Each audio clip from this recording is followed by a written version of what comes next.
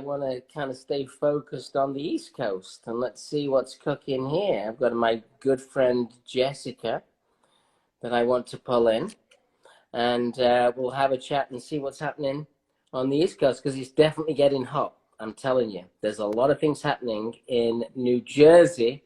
And talking of New Jersey, I want to introduce you all to Jessica. Jessica, tell us a little bit about yourself.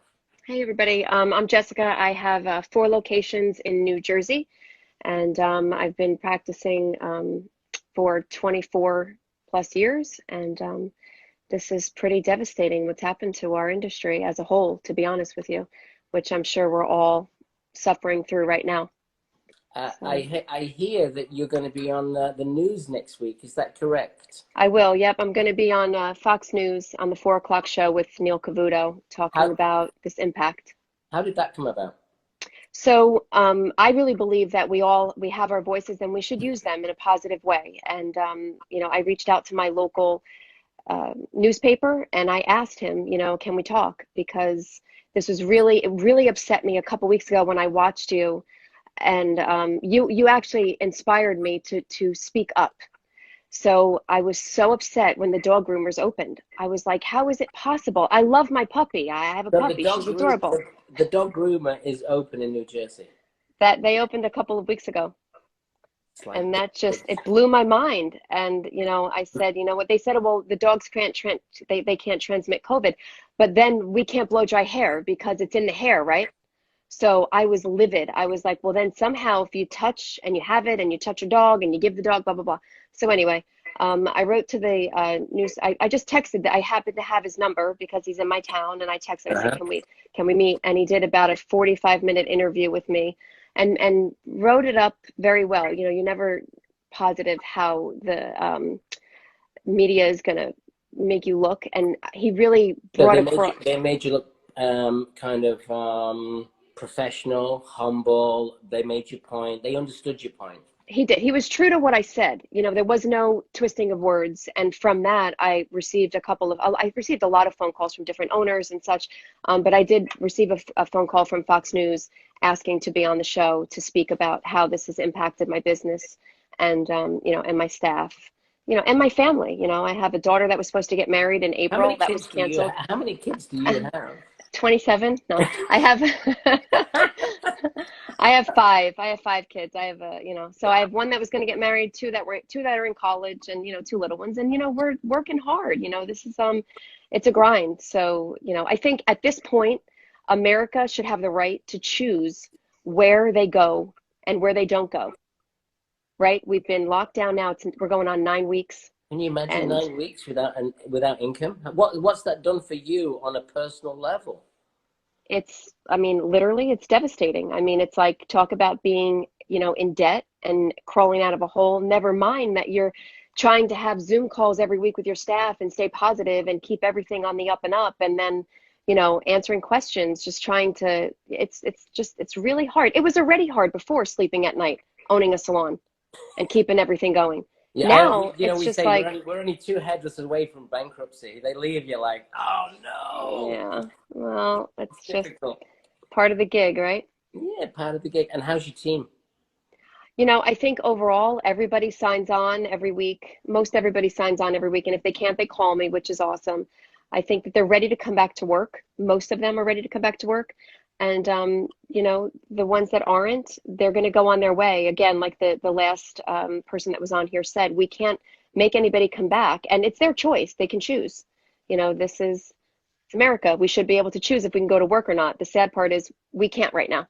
We can't choose. It's devastating. That's What's the right. mood in New Jersey? I hear that June the 1st, there are some rebel salons that are ready, and I call them rebels just for the sake of saying that. I don't call them rebels. I call them realists. They're pushing forward. They want their rights. Have you heard that people are going to potentially open up without permission? I have. Yeah. Yeah. I And mean, we had a, what do you think to that? I think that there's no wrong in what's going on right now. I think right now our customers are really so in need of our services. And I think that we're going to be part of the healing process um, to our communities. I get 30 to 40, 50 text messages and emails a day. can you please cut my hair? Can you please cut my hair? And it's really hard to say no. They're like my family. So I think that we're going to see that. There was a person in my town that opened up today. It wasn't a salon, but it was a local business, and everybody was just like, nothing happened. Nothing happened to them. So then what do you do? I mean, it's kind of like, When do you think you'll actually get the green light? What's the governor called again in New Jersey?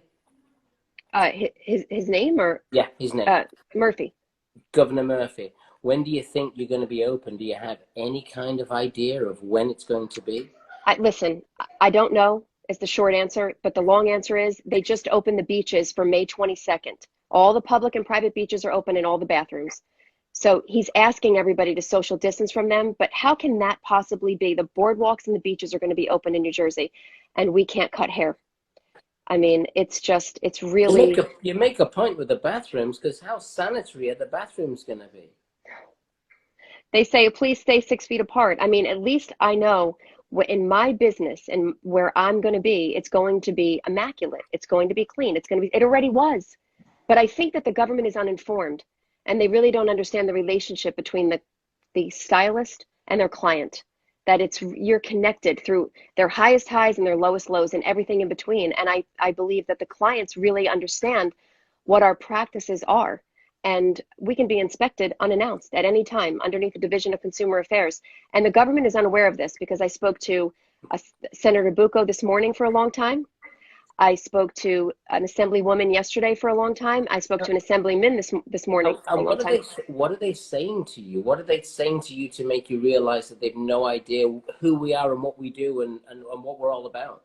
The people that I spoke to were very apologetic, and they said, I'm sorry that you're going through this, and we really need to open the state. I mean, we need to open the country, and we need to be safe. I get it. I totally get that. But our clients need us.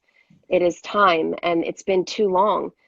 I mean, this is a mental and emotional debilitating state that the clients are in right now, because they really need to be seen by their people, their stylists. When you open up your business again, if and when, when you open up your business again, do you think it's going to be super busy? I think that it's going to be, I think it's going to be slow. I mean, it will not be like it was. I mean, we were what people would refer to as a beehive. I mean, it was just busy, busy, busy. And now it is going to be very well regulated by myself and by my staff, making sure that we have a certain amount of clients coming in. And I don't think it's going to be like it was for a while. You grew up, you're American from birth? Yes. Right. So did you know that the governor could actually stop you from working? Was this something that you kind of knew, that this person had the power to, or the authority to do that, or was it a bit of a shock? I was absolutely shocked for the length of time that he's allowed to do this. And I believe right now the legislature, they're trying to pass a bill that would only allow him to be able to do this for up to 2 weeks. And then afterwards they would take over, because it really can't be in one person's hands. You have to really understand the facts. And if he doesn't understand our regulations in our industry, how can you go buy a piece of jewelry at Walmart and you can't go buy a piece of jewelry at a small store in your small town? It doesn't make any logical sense, does it? Nothing's congruent. No logic there whatsoever. Absolutely. And do you think your business is going to survive? I think that it's very easy to say that I can keep it open, yes, and that I can close it down, yes. Again, I think that there's no wrong. For me and for everything that I've built, I've come from blood, sweat, and tears, carrying a huge load on my back. And it's going to be really, really difficult for me to say I'm going to throw in the towel and raise the white flag and quit. But you know what? That's easy for me to say today. I think it changes, but it's difficult. I love what I do, and I love my clients. And for that, I could not imagine just saying, I'm out, I'm done. I mean, I've just expanded to 4 locations in the last couple of years. I had one salon for 23 years. Beautiful growth. You've really evolved as a salon owner. I've known you for probably 7-8 years now, and you really have expanded your operation. Yeah, I have, because I have a desire to help people grow their careers, and I have a desire to help people that are in our community feel good. And when you look good, you feel better. I mean, it's just that's how it is. And I think that we can come through this, but it's hard, and they're just tying our hands right now. So we've got to make some moves. I think if everybody reaches out to their local newspaper, just Google who are your people in your area, in your town. Call them, write to them, because all I did was make some phone calls, and guess what? They called me back. They called you So back? they called me back. Like within 24 hours, I got phone calls back Wow. from And yeah. you're gonna be on Neil Cavuto on Monday. What hmm time? 4 o'clock, the 4 o'clock 4 o'clock. showings. And what's the angle gonna be? They just reached out and they said, how has this impacted your business? Right. So they haven't given me any questions. They don't give you any questions. It's live. It's basically, they just want to kind of get raw information from how you feel. And, I feel that I'm honest. I'm always honest. I'm prepared. Hmm. And I'm coming from a place of good. I want to do this in a respectable manner. The time has come, though, that we need to open. Americans should be allowed to choose where they want to go. If they want to go to the food store, if they want to get their hair cut, if they want to take their dog to get groomed, or many other opportunities, go to the beach and use a public bathroom. They should be able to choose if they want to get their hair cut. We're licensed professionals. I agree with you So, 100%. You're a brilliant salon owner. Final question. How do you keep in touch with your team and keep them all on board? I think that a lot of this has come from trust. This is interesting that you ask.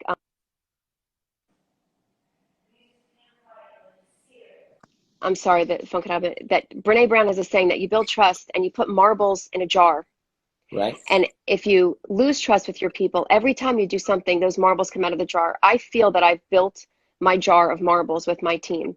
They Mhm. trust me. They know that my interest is about them and their career and their families.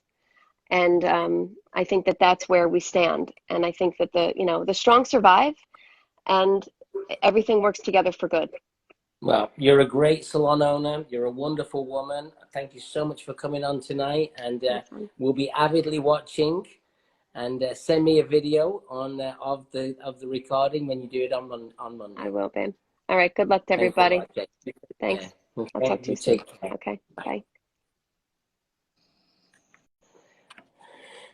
Bye.